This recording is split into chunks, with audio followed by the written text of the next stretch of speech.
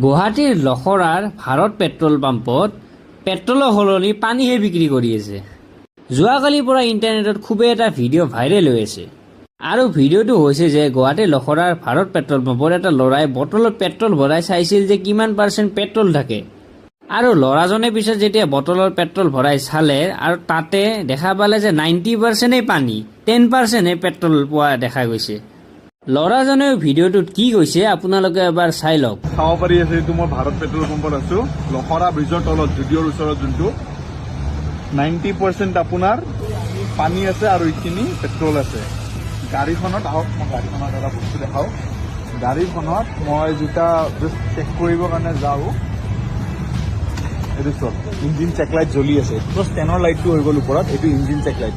কি হৈছে মই ইয়াতে পেট্ৰল ভৰালো মৰ্ণিং টাইমত, পেট্ৰল ভৰাই কিনে মই আপোনাৰ ইয়াৰে পৰা চিধা আগত গ'লো, 10 খোজমান আগত গৈছো, গাড়ী বন্ধ হৈ গৈছে। কি হ'ল কিক মাৰি চালো। ইনফেক্ট পুলিচ অফিচাৰ যোনজন আছিলে তেখেতেও মোক হেল্প কৰিছে, কৈছে কি হ'ল ভাইটি মই হেল্প কৰি দিওঁ দিয়া। তেখেতেও কিক মাৰিলে, একো ষ্টাৰ্ট একো নহ'ল, একো ৰিজাল্ট নাপালো। মইতো ইয়াতে একো মোৰ ওচৰতে চিনাকি আছে, মই এটা ল'ৰাক মাতিলো পাইপ লৈ কেনে। সেই ল'ৰাটো পাইপ লৈ আহিলে, বটলত যে তেল ওলাই চাওঁ, মই লগালগ 100 টকাৰ ভৰাই কেনে গৈছিলো। মোৰ গাড়ীত তেলে নাছিলে, 10 নে 20 টকা মানৰ আছিলে তেল।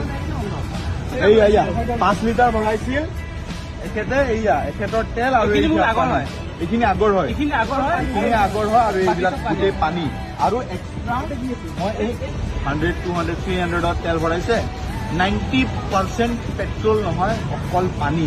সিহঁতৰ সেইখিনি টেংকাৰৰ কিবা এটা এই জাপন তুলি কৰি দিয়া আছে, তাতে পানী জমা লাগি গৈছে। প্লাছ ইয়াতে কি মক্কেল মানুহ এই বাৰিষাৰ টাইমত কালি ৰাতি 9টাৰ পৰা